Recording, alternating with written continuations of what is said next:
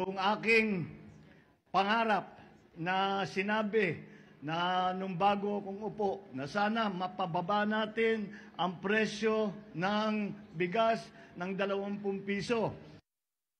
Ayaw mig atika.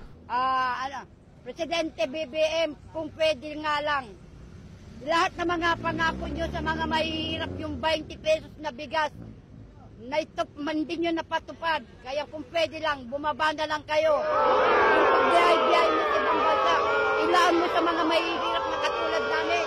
Ang daming mga trahedyang nangyayari. Tingnan natin, pababa na ng pababa. We'll keep working on it. Hindi maganda.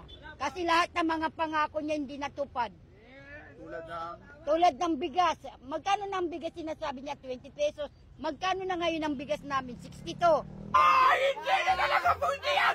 Yung kinikita namin dito sa paghahanap buhay, kulang na kulang.